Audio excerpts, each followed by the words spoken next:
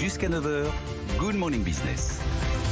Il est 7h11 et nous sommes donc avec Gianbeppi Fortis, le président du directoire de Solutions 30. Bonjour Gianbeppi, merci beaucoup d'être avec nous ce matin. Bonjour, je sais que la situation est compliquée pour vous et déjà, voilà, on apprécie que vous ne vous défiliez pas et que vous soyez là pour répondre à nos questions et à celles de vos actionnaires qui ont perdu 80% en 48 heures. C'est compliqué. Il y a eu des accusations d'un fonds, Muddy Waters, qui depuis s'est désengagé en profitant de l'effondrement des cours pour sortir et faire beaucoup d'argent. Vous l'avez traduit, enfin vous portez plainte au pénal contre ce dont il vous a accusé, sauf que on n'y voit pas beaucoup plus clair parce que vos commissaires aux comptes, notamment EY, s'abstient de valider vos comptes ou de les invalider. C'est un peu Ponce Pilate, hein. Et donc du coup, on ne sait pas très bien, Gianbeppi Fortis, ce que vaut et ce qu'est aujourd'hui Solutions 30 avec ses 15 000 salariés et tous ses clients, notamment EDF et les compteurs Linky. Bonjour Christophe, oui, c'est exactement ça. Ce que je peux vous dire, c'est que nous sommes au combat et nous nous battons pour faire reconnaître notre entreprise à sa juste valeur. Nous avons travaillé vraiment très dur pendant presque 20 ans pour amener cette entreprise de 0 à 1 milliard d'euros de chiffre d'affaires. L'année passée, nous avons fait 820 millions d'euros de chiffre d'affaires. Nous avons généré 120 millions d'euros de cash. Nous avons créé un EBITDA de 110 millions. Et malgré tout, nous avons été attaqués. Et la journée de lundi et la journée d'hier ont été terribles pour nos actionnaires, je le sais. Et je veux juste dire que nous sommes en train de nous battre pour que la vérité soit reconnue et qu'on puisse faire reconnaître la juste valeur de notre entreprise. Ce que vous dites, c'est que EY, le commissaire aux comptes, a bien reçu toutes les informations requises pour se prononcer sur ce dossier, alors que EY dit l'inverse. Nous sommes en profond désaccord avec EY. Nous avons donné à EY toutes les informations qui étaient à notre possession. Il y avait également des informations qui étaient en possession de tiers et nous avons fait tous nos efforts pour que ces informations arrivent à nos commissaires aux comptes. Il faut se rappeler que EY a audité nos comptes 2019 et a émis une opinion sans réserve en mai 2020. Ensuite, il y a eu également la semestrielle 2020, pareil, une opinion sans réserve à septembre 2020. Et là, en l'espace de quelques mois, le monde a changé et finalement, EY ne s'est pas prononcé sur nos comptes. C'est rare qu'un commissaire aux comptes ne valide ou n'invalide pas les comptes. Il ne fait rien.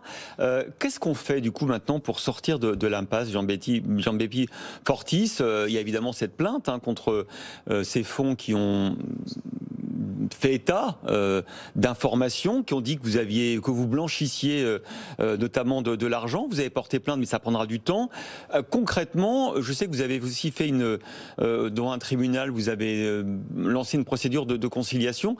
C'est quoi votre envie aujourd'hui? C'est de lâcher l'affaire, de revendre l'entreprise à un autre actionnaire, de tourner la page? Vous êtes dans quel état d'esprit? Non, on ne va pas lâcher l'affaire, on ne va pas tourner la page, on va aller jusqu'au bout parce que ça fait 20 ans qu'on travaille pour faire tout ça et on ne va pas lâcher l'affaire maintenant. Donc je veux dire à toutes nos parties prenantes qui nous ont fait confiance pendant presque 20 ans de nous laisser encore quelques mois pour arriver à régler ces problèmes. Qu'est-ce que nous allons faire maintenant? Je veux juste rappeler quand même qu'il y a eu, suite aux allégations, qui étaient basées sur un rapport anonyme et il n'y avait aucune preuve, il y a eu un audit indépendant qui a été diligenté par le conseil de surveillance avec Deloitte et Didier Kling. Cet audit indépendant a pu travailler en toute indépendance et aller très loin dans l'analyse de notre entreprise. Ils ont retourné tous les cailloux qui étaient dans l'entreprise, ils ont passé 3000 heures et finalement ils ont conclu que les allégations n'étaient pas fondées. Bon. Malgré ça, nous sommes dans cette situation et maintenant ce que nous faisons, c'est que nous avons demandé avec l'aide du tribunal de commerce de Bobigny d'avoir un médiateur qui va nous aider dans la négociation avec EY pour faire une transition avec EY, dans la recherche de nouveaux commissaires aux comptes pour pouvoir avoir finalement des comptes 2020 approuvés et pouvoir continuer. Voilà, c'est ça que nous sommes en train de faire et nous avons juste besoin de quelques mois encore pour réaliser ça. Je rappelle que vous avez 15 000 collaborateurs. Vous procédez à 60 000 interventions par jour, que ce soit par exemple pour installer les fameux compteurs Linky ou pour raccorder des foyers à la fibre. Vous avez raccordé 2 millions de foyers à la fibre. Est-ce qu'aujourd'hui, il n'y a aucune interruption d'activité? Est-ce qu'aucun de vos clients ne vous a fait défaut, par exemple? Non, absolument pas. Absolument pas. Notre métier est très simple. Nous installons de l'équipement numérique et nous fournissons de l'assistance aux gens qui l'utilisent. Notre cycle de facturation est également très très simple. Nous faisons une intervention, nous sommes payés, nous encaissons et nous payons nos salariés et nos sous-traitants. Donc le business est vraiment très très simple. Nous avons des relations de très longue date avec nos clients qui nous font confiance et qui continuent à nous faire confiance. Toutes les équipes sont mobilisées, très proches de nos clients pour les rassurer. Et nous avons la chance d'être dans un contexte business, et ça d'ailleurs c'est très frustrant, qui est extrêmement beau. C'est-à-dire que les investissements post-Covid sont là. Il y a beaucoup d'investissements dans le secteur des télécommunications pour les réseaux. Et nous sommes tous, il y a beaucoup de personnes qui sont encore confinées et qui ont besoin des réseaux. Également les réseaux de distribution d'énergie. Donc c'est des secteurs dans lesquels nous sommes très bien positionnés et dans lesquels il y a beaucoup d'activités. Donc nos clients ont besoin de nous.